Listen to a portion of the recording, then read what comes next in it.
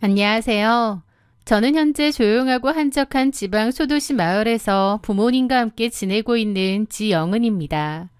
서울에서의 생활을 끝내고 이곳에서는 공인중개사로 제2의 인생을 살고 있기도 하죠. 한때는 사랑이 제 인생의 전부인 줄 알았던 시절이 있었습니다.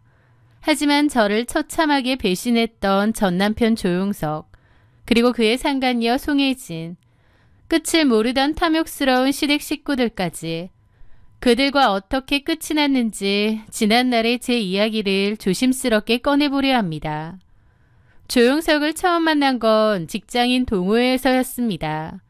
저는 원래 성격이 꽤 내성적이고 낯을 가리는 편이라 낯선 사람들 사이에서 겉돌고 있었는데 그런 저에게 먼저 다가와 다정하게 웃어주며 챙겨준 사람이 바로 조용석이었습니다. 남들 챙기기를 좋아하고 늘 웃는 얼굴이었던 그의 다정함에 저는 서서히 마음을 열었어요. 그때는 그 가짜 다정함에 속아 이 사람과 결혼하면 평생 행복하기만 할 줄 알았습니다. 하지만 저희 친정엄마는 결혼 전부터 조용석과 그의 집안을 강하게 반대하셨습니다. 여유가 있던 저희 집에 비해 시댁의 형편은 그리 넉넉한 편이 아니었는데요. 그것 자체는 문제가 되지 않았지만 시어머니 되실 분의 태도가 문제였습니다. 보통 한쪽의 기운은 결혼을 하면 반대쪽 집에서 미안한 마음이 좀 있을 텐데 저희 시댁은 오히려 정반대였거든요. 상견례를 앞두고 어머니들끼리 만나는 자리를 가졌는데요. 저희 엄마도 옆에 계신데 시어머니는 제 면전에 대고 대놓고 무안을 주시는 거예요. 솔직히 말해서 네가 썩 마음에 드는 며느리감은 아니다. 우리 용석이도 어디 하나 모자란 곳 없고 또 주변에서 좋은 선자리도 많이 들어와.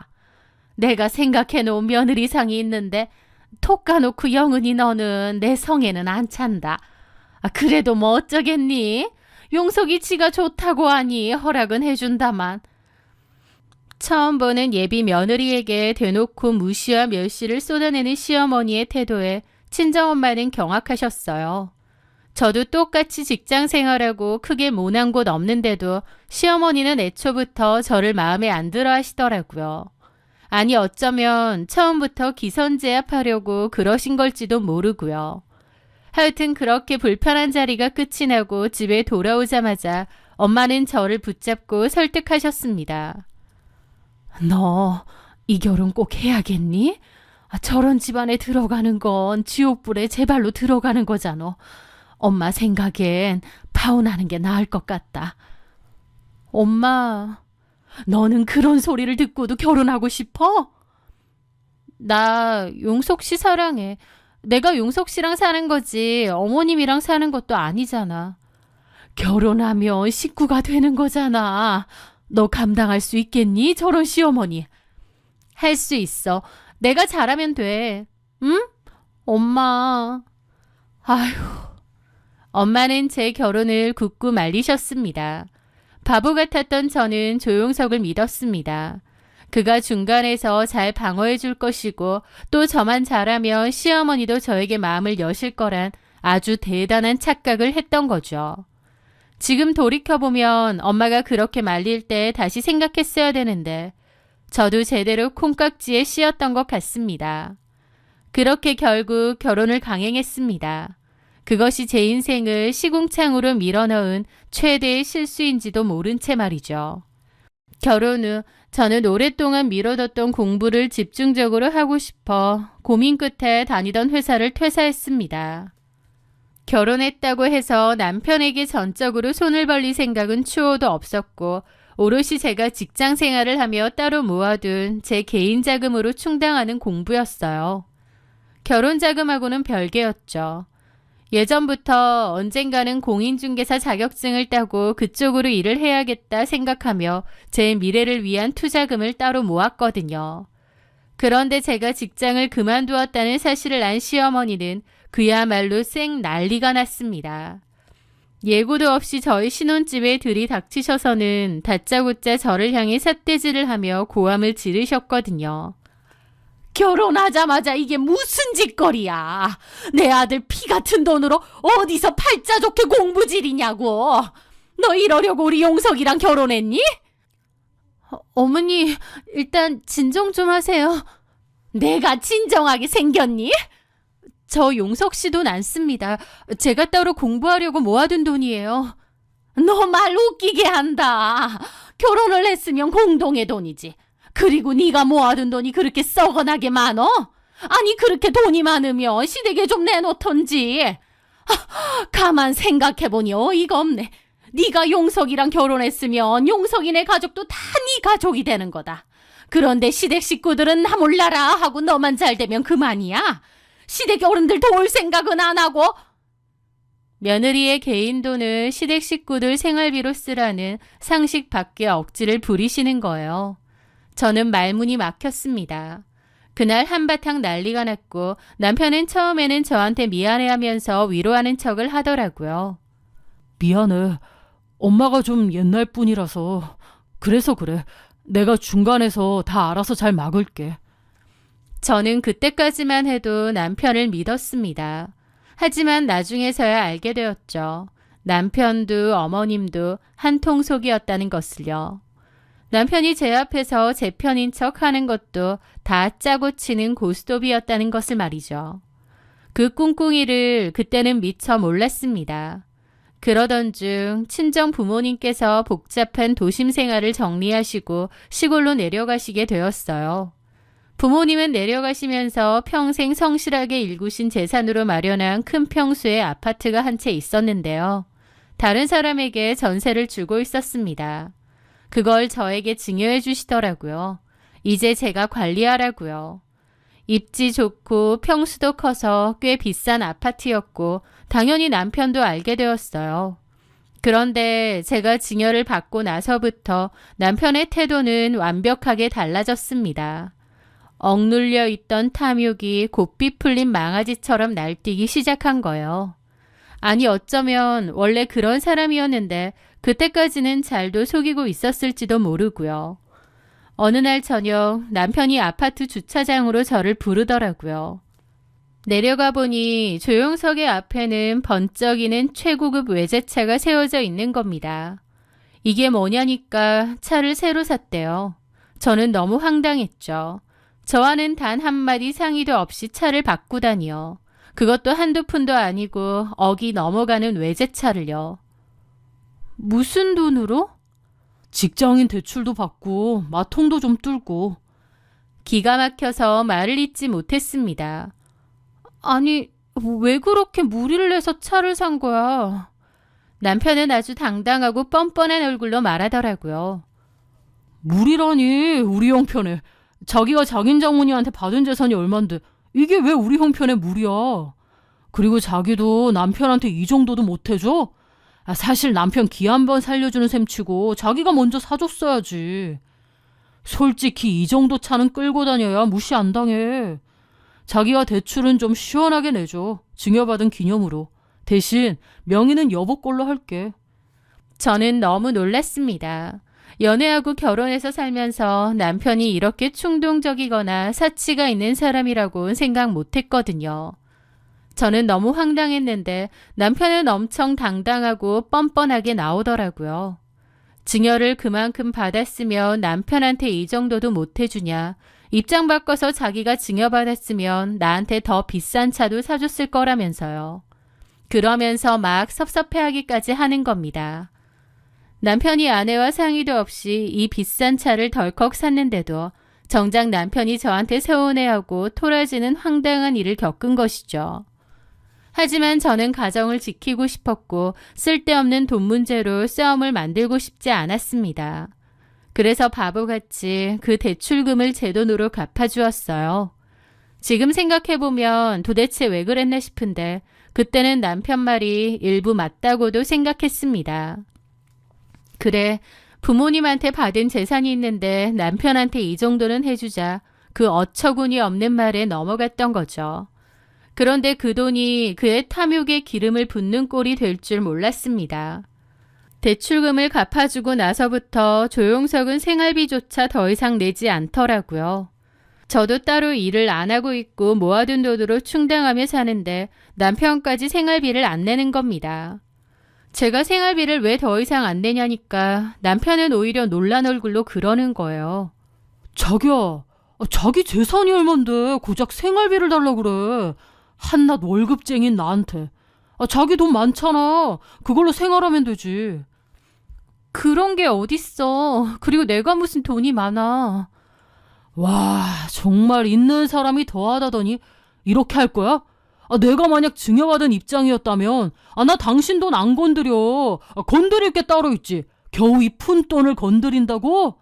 자기도 좀 너무한다. 돈 많은 자기가 생활비 좀 내세요.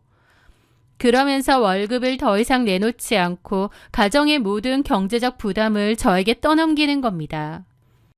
결혼을 했고 내 사전에 이유는 없다라는 마음가짐으로 뭐든지 양보하고 참으려고 했던 저지만 남편의 행동에 점점 인내심의 바닥이 드러나기 시작했어요.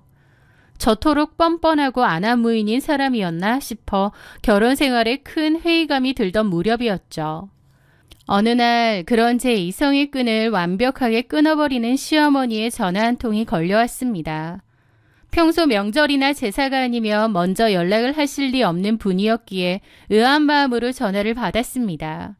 수화기 너머로 들려오는 시어머니의 목소리는 무척이나 들떠 있었고 동시에 아주 당당하시더라고요. 영은아, 네 명의로 되어 있는 그 반포 아파트 말이다. 저희 부모님이 저에게 넘기신 재산인 아파트였습니다. 갑자기 어머님이 그 얘기를 하셔서 저도 의아했죠. 예, 그런데요? 거기 살던 세입자가 이번 달 말에 나간다면서? 마침 우리도 낡은 집 벗어나 이사 갈 때가 됐는데 잘 됐다 싶어서 전화했다. 그 집은 이제 우리가 들어가서 살면 되겠어. 우리 들어가기 전에 도배랑 장판은 최고급으로 새로 싹 해놓고 연락해. 알았지? 순간 제 귀를 의심했습니다. 제 소유인 반포 아파트의 세입자가 나간다는 사실은 집주인인 저도 금시초문이었기 때문이죠. 세입자가 나간다고요? 저한테는 따로 연락 온 적이 없는데요. 근데 어머님께서 그걸 어떻게 하셨어요? 제 당황한 물음에 시어머니는 오히려 아무렇지 않게 말하시더라고요. 용석이가 벌써 세입자랑 얘기 다 끝냈어. 아무튼 용석이가 알아서 다 정리했으니 너도 그렇게 알아라. 우리가 들어가는 걸로. 전화를 끊고 저는 곧바로 아파트 세입자에게 연락을 취했습니다. 그리고 돌아온 대답은 저를 경악하게 만들었죠.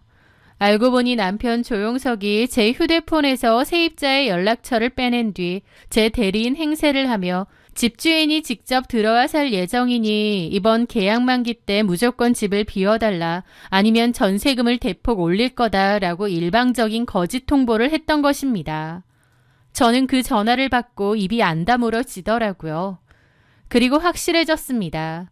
남편도 시댁 식구들도 내가 증여받은 재산을 자기들 걸로 생각하는구나. 그 소름 끼치는 음흉함과 뻔뻔함에 피가 거꾸로 솟는 거예요.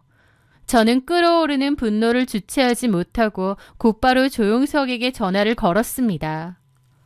당신 도대체 무슨 짓을 하고 다니는 거야? 반포 아파트 세입자한테 당신이 무슨 권리로 연장을 한 해 만에 그래? 당신 가족들 거기 살게 해주려고 내 뒤통수를 쳐? 제가 소리치며 따져 묻자 남편은 오히려 황당하다는 듯이 그러는 겁니다. 아니, 무슨 말을 그렇게 해. 너무 섭섭하다. 우리 부부잖아. 내 부모님이면 이제 당신 부모님이기도 해. 엄마 아빠가 그 오래되고 작고 낡은 곳에서 사는 거 내가 얼마나 마음 아팠는 줄 알아? 그런데 마침 계약 끝나는 기간도 됐으니 잘 됐다 싶어서 내가 연락해서 말한 거야. 그게 뭐 그렇게 잘못됐어? 뭐라고? 일단 집에 가서 얘기해. 나 지금 중요한 미팅 중이니까. 남편은 자기가 더 서운해하는 겁니다. 저는 기가 막혔는데 황당한 일이 일어났습니다. 남편은 통화 종료 버튼을 눌렀어야 하는데 안 눌렀던 모양이에요. 전화는 끊어지지 않은 채 계속 연결되어 있었습니다. 저는 다시 소리를 지르려다 수화기 너머로 들려오는 낯선 소리에 숨을 죽였습니다. 왜냐면 남편은 중요한 미팅이라고 했는데 난데없이 어떤 여자의 목소리가 들렸거든요. 와이프? 뭐라는데?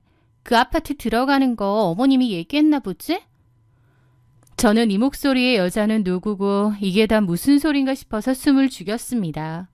남편은 운전 중인 것 같고 아마 통화가 종료된 줄 알고 폰을 뒤집어 놓은 것 같았죠.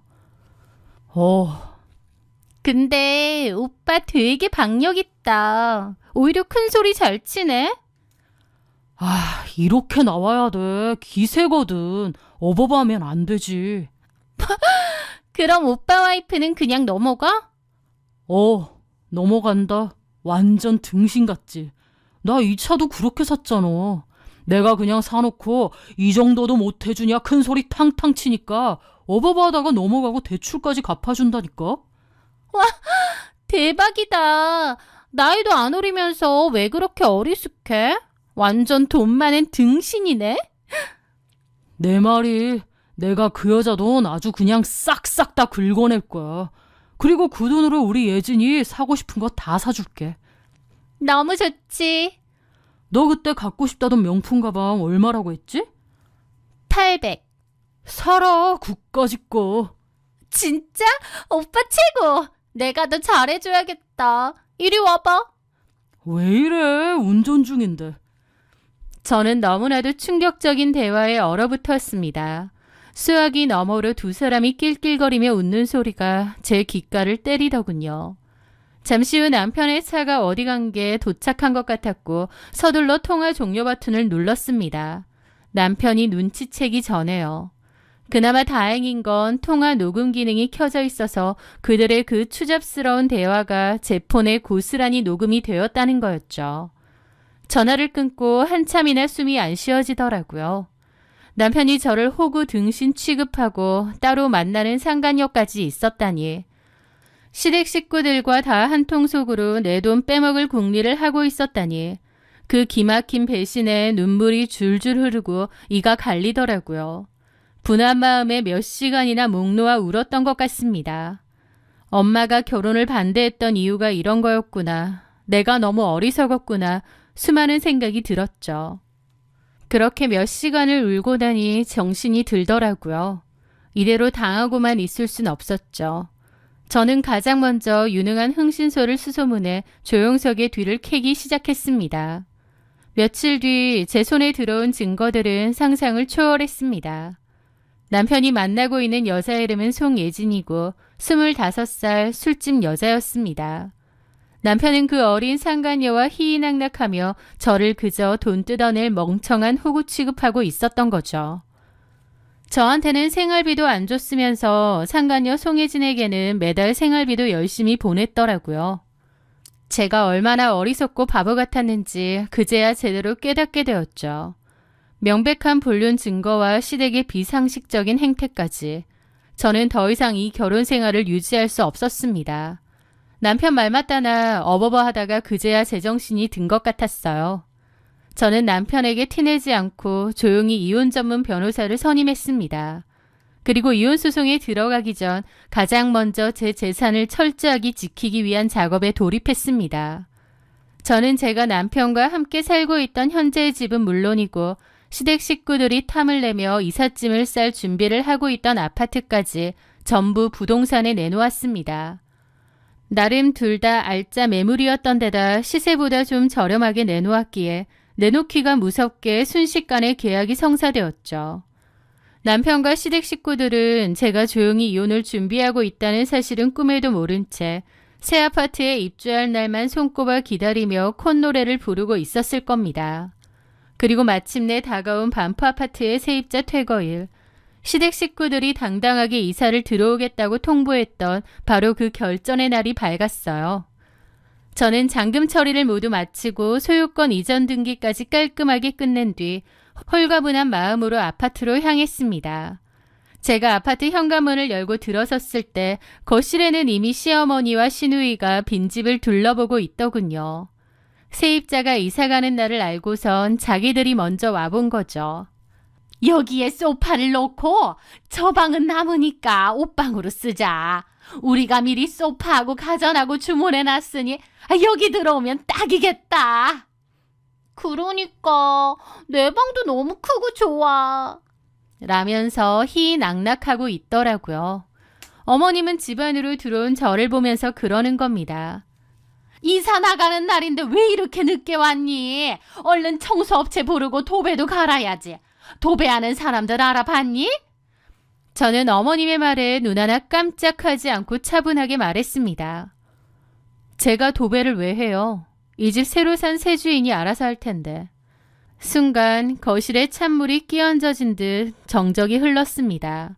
시어머니와 시누이는 제 말을 이해하지 못한 듯 눈만 껌뻑이더라고요. 새 주인이라니! 그게 무슨 소리야? 집 팔았어요. 잔금까지 다 치렀습니다. 아마 두어 시간 뒤면 새 주인이 인테리어 업자 데리고 실직하러 올 거예요. 이만 나가시죠. 남의 집에 무단 침입으로 경찰에 신고당하기 싫으시면. 제 말에 어머님과 신우 표정이 아주 가관이더라고요. 뭐라고? 너 지금 뭐라는 거야? 여기 우리가 들어온다고 했잖아. 근데 집을 팔어? 어딜 들어오시려고요? 저는 들어오라고 한 적 없는데요. 뭐라고? 용석이도 너 이러는 거 아니? 참, 조용석이랑 저 이혼합니다. 제 입에서 나온 이혼이라는 단어에 시어머니 얼굴에선 실시간으로 핏기가 사라지더라고요. 이혼이라니? 너 지금 뭔 소리 하는 거야? 우리 아들이랑 상의도 없이 집을 판 건 뭐고 이혼 소리는 또 뭐야? 제 집이니까 제가 파는 건데 어머님 아들하고 무슨 상이요? 참 뻔뻔들하시네. 어머님은 입을 다물지 못한 채 다급하게 조용석에게 전화를 걸었습니다. 용석아, 이게 다 뭔 소리니? 여기 아파트가 오늘 퇴거한다고 해서 왔는데 새 아가가 새 주인이 온다고 우리더러 나가랜다. 게다가 너랑 이혼한대. 이게 다 뭔 소리래? 얼마 지나지 않아 전화를 받고 헐레벌떡 달려온 조용석이 현관문을 거칠게 열고 들어왔습니다. 영훈아, 지금 무슨 소리야? 집을 팔다니. 그리고 이혼이라니. 그는 발을 동동 굴리며 소리를 지르더군요. 저는 대답 대신 제 휴대폰에서 그 음성 파일을 꺼내 볼륨을 최대로 높인 뒤 거실 한가운데에 내려놓았습니다. 텅 빈 거실에 조용석과 송혜진의 음성이 선명하게 울려 퍼졌죠.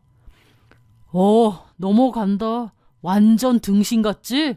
나 이 차도 그렇게 샀잖아. 내가 그냥 사놓고 이 정도도 못 해주냐 큰 소리 탕탕 치니까 어버바다가 넘어가고 대출까지 갚아준다니까? 대박이다 오빠. 와이프 나이도 안 어리면서 왜 그렇게 어리숙해? 완전 돈 많은 등신이네. 내가 그 여자 돈 아주 그냥 싹싹 다 긁어낼 거야. 그리고 그 돈으로 우리 예진이 사고 싶은 거 다 사줄게. 너무 좋지. 너 그때 갖고 싶다던 명품 가방 얼마라고 했지? 800. 사라 그까짓 거. 녹음 파일이 재생되는 동안 조용석의 얼굴은 분노에서 당황으로 그리고 이내 공포로 하얗게 질려갔습니다. 상황 파악이 안 돼 어리둥절해하던 시어머니와 시누이 역시 녹음 파일을 듣고 입을 다물지 못했죠. 저를 호구 취급하며 돈줄로만 여기던 그들의 얄팍한 민낯이 여과 없이 드러나는 순간이었습니다. 멍청한 마누라 돈 뜯어내서 상간녀 호강시켜주려고 했어. 내 명의 아파트에 당신 가족들 밀어놓고 당신은 외제차 끌고 그 술집 여자애랑 희희낙낙하려고 했지. 그래, 나 등신 맞아. 당신 같은 인간 못 알아보고 결혼한 거 완전 등신이지. 그래서 이제라도 정신 똑바로 차리려고. 사태의 심각성을 깨달은 조용석은 거실 바닥에 무릎을 꿇었습니다. 영훈아, 오해야. 내가 미쳤었어. 잠깐 제정신이 아니었던 거야.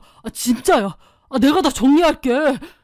저는 싹싹 비는 조용석을 내려다보다가 망설임 없이 손을 들어 그의 뺨을 강하게 갈겨버렸습니다. 더러운 입으로 내 이름 부르지 마.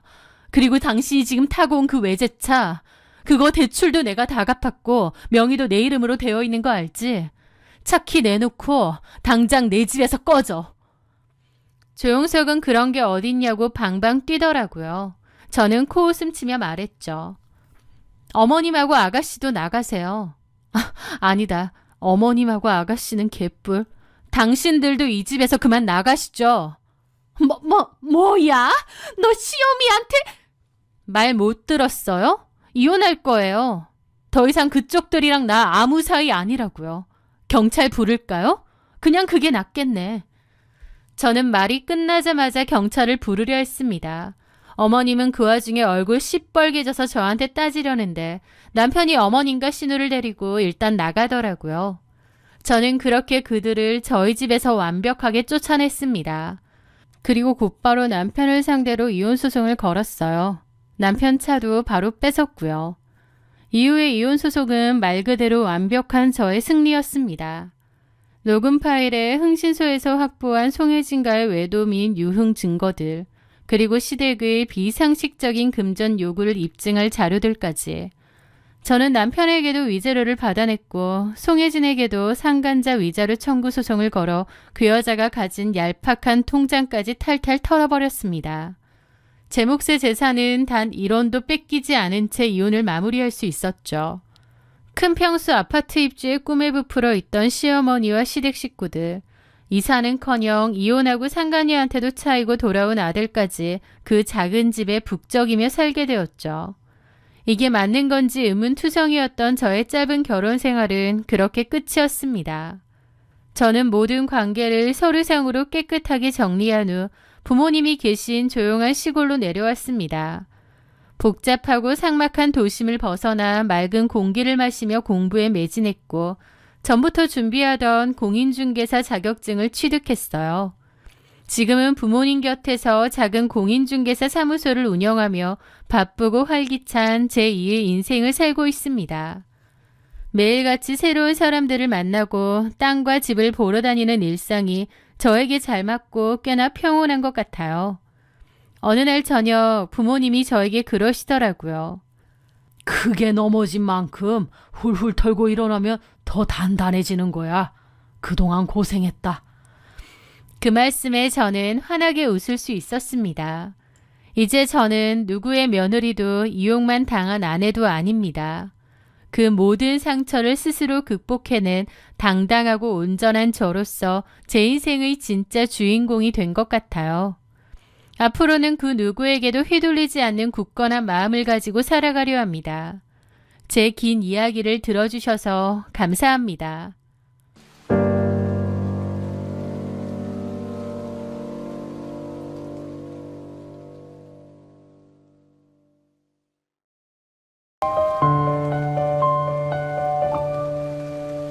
안녕하세요.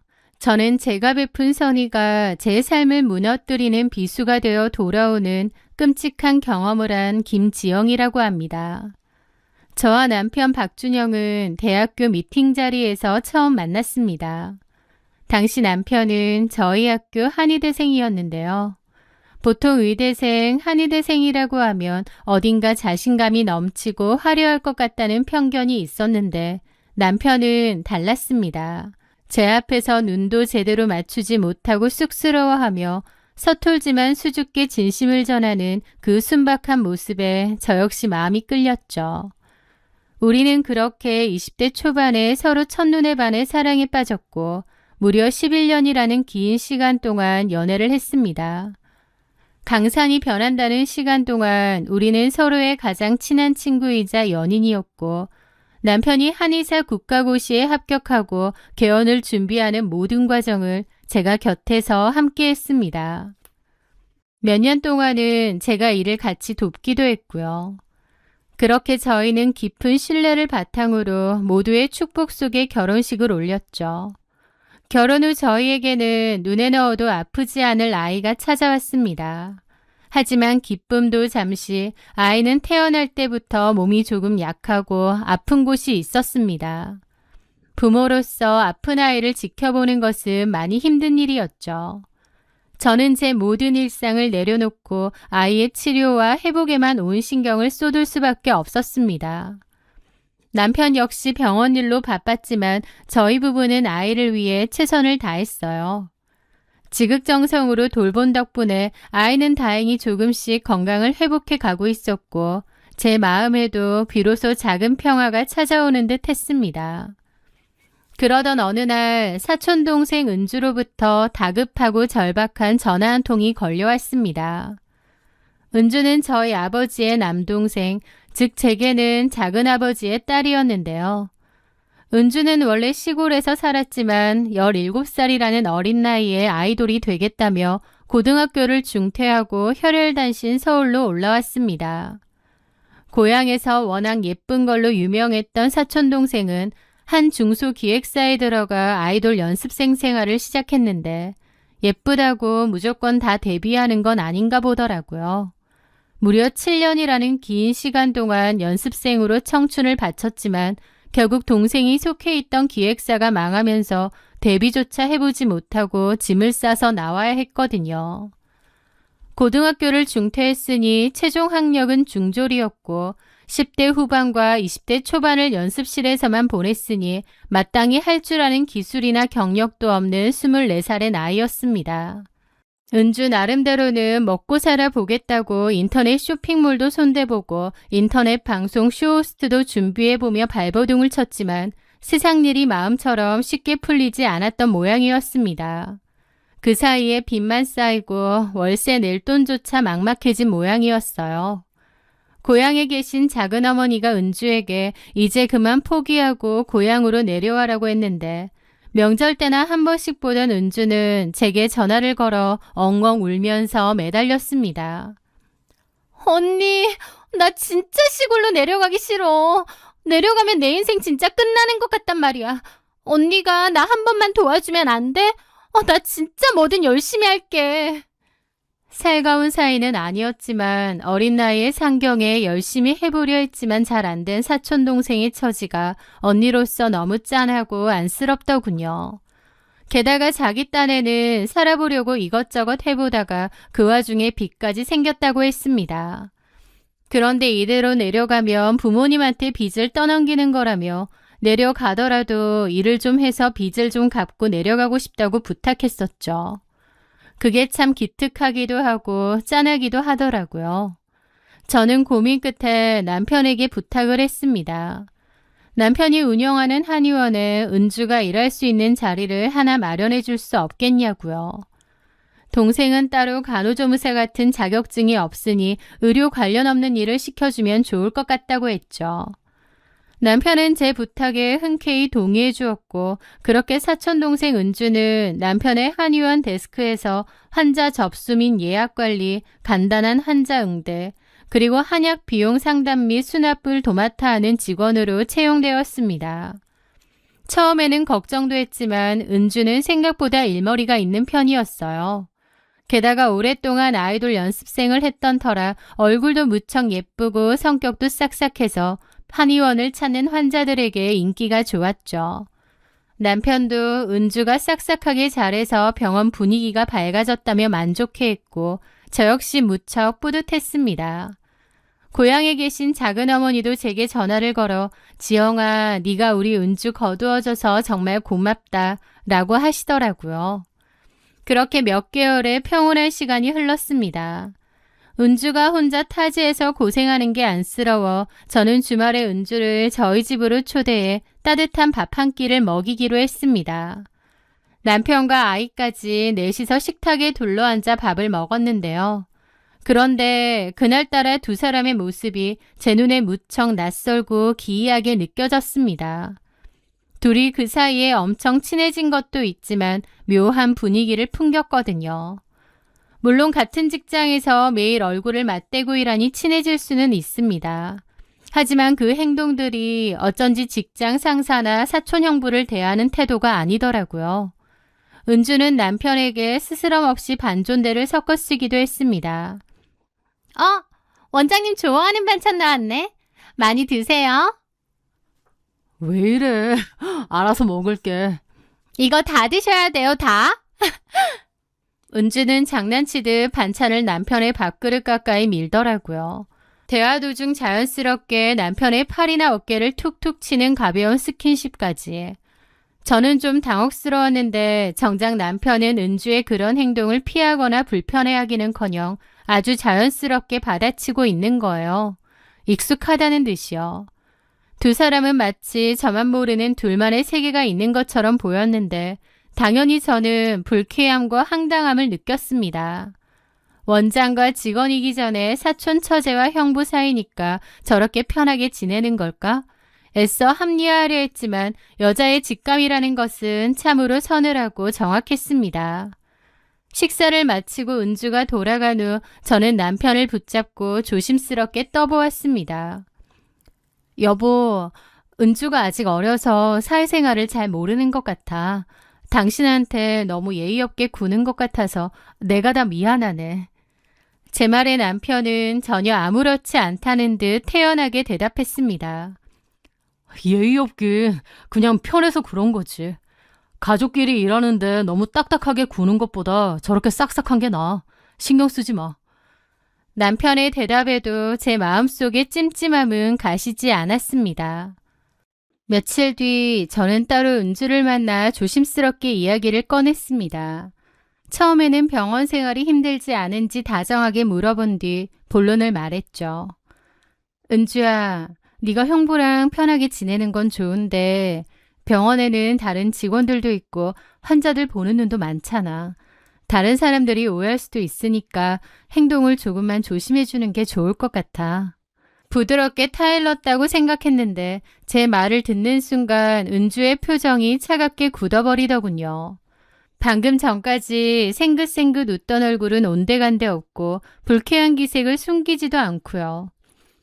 언니, 저도 병원에서 눈치껏 선 지키면서 잘하고 있어요. 제가 무슨 애도 아니고. 사촌 언니의 조언에 나를 세우는 은주의 태도를 보며 저는 무언가 단단히 잘못되어 가고 있다는 것을 느꼈습니다. 그리고 그 찜찜함이 소름 끼치는 확신으로 변하는 데에는 그리 오랜 시간이 걸리지 않았죠. 어느 주말 남편이 피곤하다며 집에서 쉬는 동안 제가 남편의 차를 끌고 마트에 갈 일이 생겼습니다. 시동을 걸고 내비게이션을 조작하려는데 최근 목적지 목록 아랫부분에 낯익은 주소 하나가 있는 거예요. 그것은 다름 아닌 은주가 혼자 자취하고 있는 오피스텔 주소였습니다. 출퇴근 방향도 전혀 다른데 남편이 은주의 오피스텔을 찾아갈 이유가 없었습니다. 순간 심장이 덜컥 내려앉고 온몸에 솜털이 쭈뼛 서는 것 같았죠. 얼마 전 식사 자리도 떠오르고요. 설마 아니겠지. 내가 미친 생각을 하는 걸 거야. 애써 부정하려 했지만 떨리는 손을 주체할 수가 없었습니다. 저는 그 길로 차의 핸들을 돌려 일요일이란 문을 닫은 남편의 한의원으로 향했습니다. 진실을 제 두 눈으로 직접 확인해야만 이 숨막히는 불안감에서 벗어날 수 있을 것 같았거든요. 떨리는 손으로 운전대를 잡고 일요일이란 문이 굳게 닫힌 남편의 한의원으로 향했습니다. 저는 아이를 낳기 전까지 남편의 병원에서 함께 일을 도왔었기 때문에 병원의 비밀번호는 물론이고 원장실 구석에 있는 CCTV 모니터를 다루는 방법까지 모두 알고 있었습니다. 그리고 지난 몇 주간의 CCTV 녹화 기록을 재생하기 시작했죠. CCTV 속에서 환자들이 모두 빠져나가고 다른 직원들이 모두 퇴근하고 단둘이 남게 되자 두 사람은 누가 먼저랄 것도 없이 서로에게 다가갔습니다. 은주가 아주 자연스럽게 남편의 팔짱을 끼웠고 남편은 은주의 머리를 쓰다듬으며 다정하게 미소를 지었습니다. 그리고 한참이나 대화도 하고 서로를 쓰다듬더니 깍지까지 낀 채로 나란히 병원 문을 나서더라고요. 그뿐만이 아니었습니다. 어떤 날은 탕비실 구석에서 지나가면서 서로 엉덩이를 만지거나 다른 직원들 눈을 피해 은주가 남편의 어깨에 기대는 모습도 있었습니다. 남도 아닌 사촌 동생과 내 남편이 이런 짐승 같은 짓거리를 벌이고 있다니. CCTV 화면을 멍하게 바라보며 눈물만 뚝뚝 흘렸습니다. 배신감이라는 한 단어로는 이 감정을 설명할 수 없었죠. 그 길로 저는 짐을 싸서 아이를 데리고 친정으로 향했습니다. 갑작스럽게 눈이 퉁퉁 부어 들이닥친 저를 보고 놀라신 부모님께 저는 CCTV에서 본 사실과 남편의 내비게이션 기록을 모두 털어놓았습니다. 이야기를 들은 친정아버지는 그 자리에서 상을 엎으시며 불같이 분노하셨습니다. 아버지는 당장 남편과 은주에게 전화를 걸어 지금 당장 내 눈앞으로 튀어오라고 호통을 치셨죠. 얼마 뒤 죄인처럼 고개를 숙인 남편과 뒤이어 사촌동생 은주가 친정집 거실로 들어섰습니다. 아버지는 두 사람을 무릎 꿇려놓고 도대체 이게 무슨 짓이냐며 어찌된 일인지 따져 물으셨습니다. 남편은 겁에 질려 파랗게 질린 얼굴로 변명을 늘어놓기 시작했습니다. 장인어른, 오해십니다. 지영이가 CCTV를 보고 뭔가 단단히 오해를 한 모양인데 저희 진짜 그런 사이 아닙니다. 그냥 처제가 타지 생활 힘들어하길래 제가 형부로서 좀 챙겨준 것뿐입니다. 퇴근길에 몇 번 태워다 준 게 전부고요. 맹세합니다. 제가 다 봤는데도 남편은 바득바득 발뺌을 하려 하더라고요. 그 비겁한 주둥이를 한 대 치고 싶던 찰나 옆에 무릎을 꿇고 있던 은주가 당당한 목소리로 폭탄을 터뜨렸습니다. 오빠, 거짓말하지 말자. 이렇게 된 거 그냥 말씀드려. 우리 사랑하는 사이 맞잖아. 거실에 찬물이 끼얹어진 듯한 정적이 흘렀습니다. 은주는 저희 부모님을 똑바로 쳐다보며 입을 열었습니다. 큰아빠, 저랑 원장님 서로 진심으로 사랑하고 있어요. 언니한테 미안하지만 사람 마음이 마음대로 되는 것도 아니잖아요. 저희 헤어질 생각 없습니다. 당당하게 불륜을 인정하는 은주의 태도에 저희 부모님은 뒷목을 잡고 쓰러지실 뻔했습니다. 아버지는 이성을 잃고 은주를 향해 소리치셨습니다. 야, 너 미쳤니? 지영이는 네 사촌 언니야. 이 인간은 네 사촌 형부고. 그런데 사촌 형부하고 뭐? 사랑? 뭐 이런 대먹지도 못한. 너 당장 병원 그만두고 두 번 다시 이 근처에 올 신도 하지 마라. 남편은 쩔쩔 매더라고요. 장인어른, 아닙니다. 다 오해예요. 내일부터 은주 병원에 못 나오게 하겠습니다. 진짜 죄송합니다. 그러자 은주는 남편을 죽일 듯이 노려보더라고요. 오빠가 어떻게 나한테 이래? 오빠도 나랑 살고 싶다 했잖아. 그러면서 결국 거실 문을 박차고 울면서 뛰쳐나갔습니다. 그날 밤 극도로 격노하신 아버지는 당장 작은아버지에게 전화를 걸어 사태를 알렸습니다. 다음날 아침 일찍 사색이 된 작은아버지와 작은어머니가 올라오셨어요. 그리고 도망쳤던 은주를 찾아내어 저희 친정집으로 끌고 왔습니다. 작은어머니는 저희 보는 앞에서 은주의 등짝을 미친 듯이 내리치며 오열하셨죠. 네가 돌았냐? 서울 가서 무슨 아이돌 한다고 깝죽대더니 기껏해서 사촌 형부랑 놀아나? 아휴, 내가 지영이 볼 낯이 없어서 살 수가 없다. 하지만 은주는 엄마에게 맞으면서도 끝까지 도끼를 품고 버텼습니다. 아, 그만 좀 해. 나 원장님 진짜 사랑해. 이제 나한테 형부 아니야. 내 남자라고. 엄마 아빠가 나한테 해준 게 뭐가 있는데 내 사랑까지 참견이야? 나 절대 원장님 못 잃어. 저는 소파에 앉아 그 아수라장을 지켜보는데 헛웃음조차 나오지 않았습니다. 저런 인간 쓰레기를 불쌍하다고 거두어준 제 자신이 너무나도 한심했죠. 작은 아버지 부부는 결국 울고불고 발악하는 은주를 질질 끌고 내려갔습니다. 사태가 그렇게 일단락되는 듯 했습니다. 하지만 며칠 뒤 제 휴대폰으로 시골에 갇혀있을 은주에게서 문자 메시지가 도착했죠. 언니, 오빠 그만 놔줘. 오빠 이미 언니한테 마음 떴어. 언니보다 내가 훨씬 더 오빠 행복하게 해줄 수 있어. 오빠가 언니 곁에 있는 건 그냥 애 때문에 불쌍해서 의무감으로 있는 것뿐이래. 그러니까 질척거리지 말고 헤어져줘.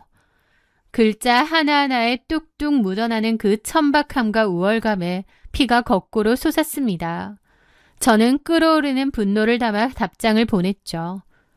야, 이 짐승만도 못한 년아. 너 같은 쓰레기가 내 사촌이라는 게 구역질이 난다. 평생 그 더러운 바닥에서 뒹굴면서 벌받아. 은주가 시골로 끌려간 후 남편은 한동안 쥐죽은 듯 엎드려 지냈습니다. 매일같이 친정집으로 찾아와 문 밖에서 무릎을 꿇고 내가 잠시 미쳤었다. 다시는 이런 일 없을 테니 한 번만 용서해달라. 우리 아이를 봐서라도 제발 기회를 달라며 처절하게 빌고 또 빌었죠. 저 역시 혼란스러웠습니다. 남편의 얼굴을 보는 것은 끔찍했지만 아직 아픈 아이에게는 아빠가 필요했습니다. 또 11년의 연애와 결혼 생활을 이렇게 더러운 결말로 끝내야 한다는 사실도 받아들이기 힘들었죠. 아이를 위해서라도 눈 딱 감고 이번 한 번만 덮어줘야 하나 수백 번도 더 마음을 다잡으며 갈등하던 어느 날 일단 남편하고 대화를 좀 해야겠더라고요. 그래서 퇴근 시간쯤에 맞춰 집으로 향했습니다. 그런데 도어 앞 비밀번호를 누르고 현관문을 연 순간 제 눈을 의심했습니다. 현관에는 낯익은 여자 구두가 덩그러니 놓여 있었거든요. 그리고 거실 소파에는 시골에 끌려가 있어야 할 은주가 세상 편한 차림으로 누워 TV를 보고 있었습니다. 은주는 고향집에서 도망쳐 나와 기어이 저와 남편이 살던 집까지 기어들어와 있었던 것이죠. 제가 집을 비운 사이 남편은 저에게 싹싹 빌며 용서를 구하는 동시에 뒤로는 내연 여인 사촌 동생을 제 안방으로 불러들여 동거를 하고 있었던 거예요.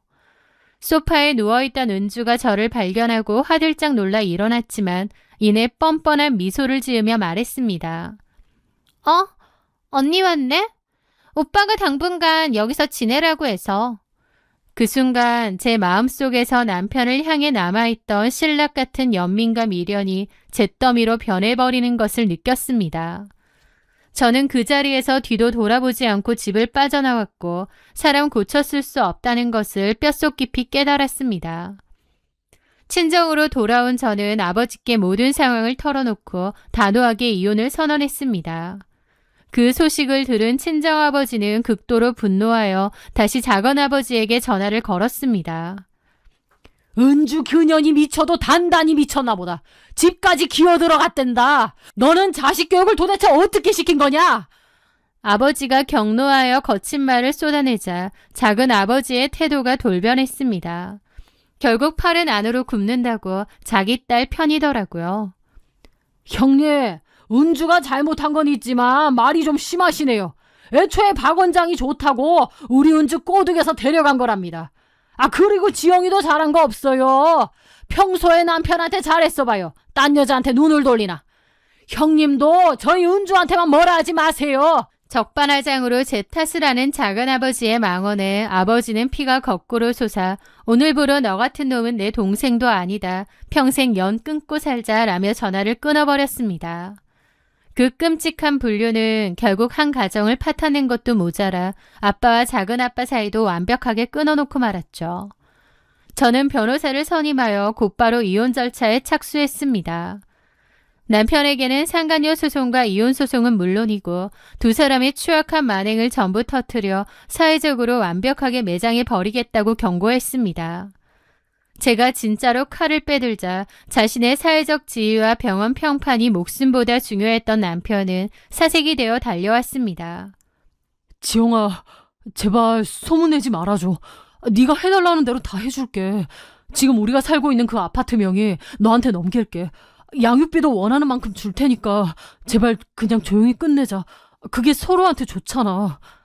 그는 불륜의 죗값을 치르는 것보다 자신이 일군 한의원이 망하는 것을 더 두려워하고 있었습니다. 그게 괘씸했지만 저 역시 긴 소송으로 진흙탕 싸움을 하며 저와 아이가 받을 스트레스를 감당하고 싶지 않았습니다. 어차피 쓰레기 같은 남편과 인연을 끊을 바에야 조용히 재산이나 확실하게 챙기는 것이 실속 있다고 판단했고요. 좋아. 아파트 명의 내 앞으로 당장 이전해. 나도 너랑 더 싸우기도 싫어.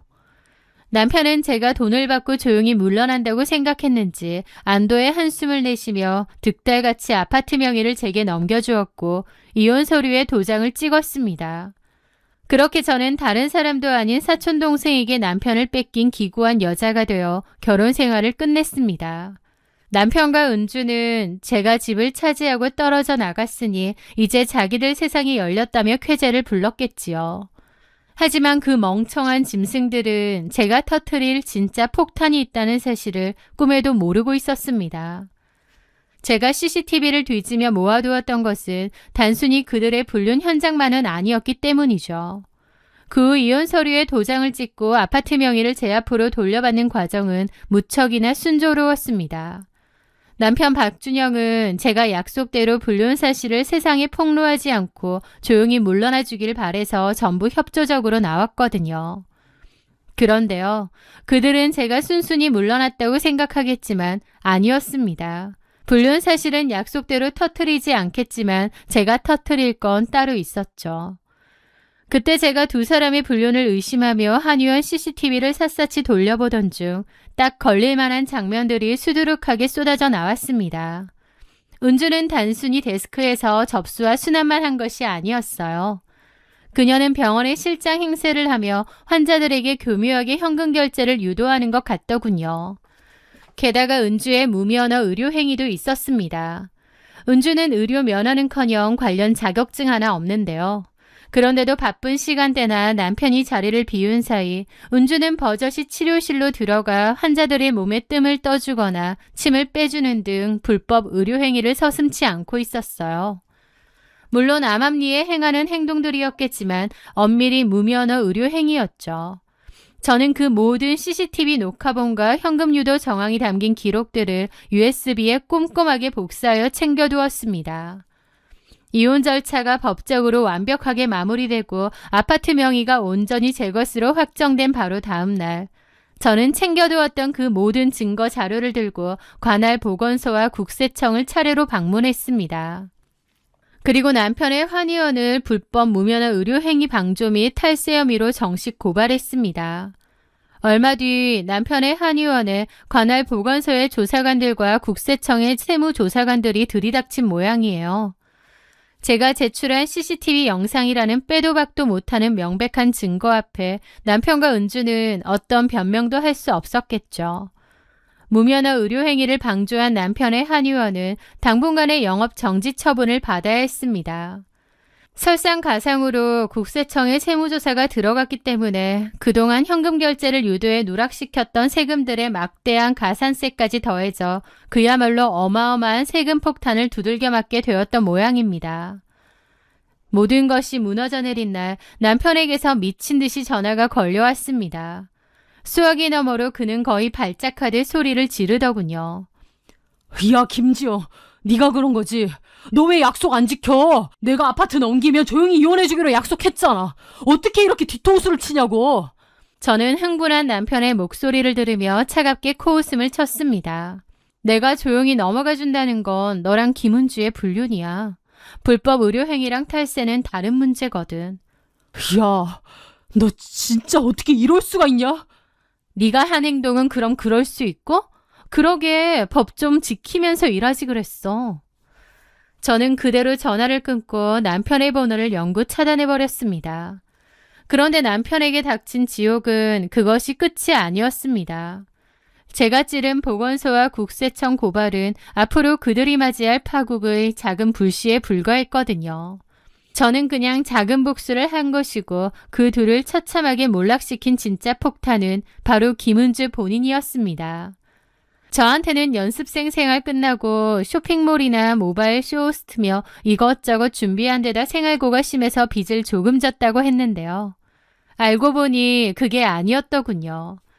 10대 후반부터 아이돌 연습생 생활을 하며 연예계의 화려한 겉모습만 보고 자란 은주는 명품 가방과 화려한 옷들을 사 모으는 것을 좋아했습니다. 하지만 월세조차 낼 돈이 없었기에 돈을 빌려다 쓴 거였어요. 그런데 은주가 돈을 빌린 그 아는 오빠라는 사람이 사채업자였던 모양이었습니다. 은주는 아슬아슬하게 돌려막기로 근근히 막아왔지만 이제 잘나가는 한의사 남편과 살림을 차리게 되니 완전히 고삐가 풀려버린 모양이었습니다. 억눌려왔던 허영심을 주체하지 못하고 돈을 펑펑 쓰기 시작한 것이죠. 당연히 밀린 사채이자와 원금은 눈덩이처럼 불어났고 결국 사채업자들이 빚을 독촉하기 시작한 거예요. 물론 제 전남편에게요. 전남편은 세금 폭탄을 맞아 돈을 토해내야 할 판이었고 환자들 사이에서도 무자격자 불법 시술로 영업정지를 당했다는 소문이 쫙 퍼져 평판은 바닥을 치고 있는 상태였습니다. 그런데 김은주의 사채빚 독촉장까지 날아들고 있으니 남편은 그야말로 밑 빠진 독에 물을 붓다 못해 함께 낭떠러지로 추락하는 신세가 된 것입니다. 결국 감당할 수 없는 빚과 스트레스 앞에서 그 알량한 불륜 남녀는 추악한 본성을 드러내며 싸우기 시작한 모양이에요. 건너 들려오는 소식에 의하면 두 사람은 하루가 멀다 하고 개싸움을 벌였다고 했고 결국 동거를 시작한 지 반년도 채 되지 않아 갈라섰다고 합니다. 자신에게 구원의 손길을 내밀어준 사촌 언니를 배신한 사촌 동생, 그리고 다른 사람도 아닌 아내의 사촌 동생과 눈이 맞아 신뢰를 시궁창에 처박은 남편놈. 진짜 쓰레기들 중에 쓰레기들이 만났던 그 불륜의 끝은 제가 직접 손에 피를 묻히지 않아도 될 만큼 완벽하고도 비참한 자멸이었습니다. 저는 지금 제가 남편에게서 받아낸 그 아파트에서 제 아이와 함께 더없이 평온한 일상을 보내고 있습니다. 제 지극한 보살핌 덕분에 아이는 하루가 다르게 건강해지고 밝아지고 있습니다. 인간의 도리를 저버리고 짐승처럼 남의 것을 탐낸 자들의 결말이 얼마나 참혹한지 저는 제 두 눈으로 똑똑히 지켜보았습니다.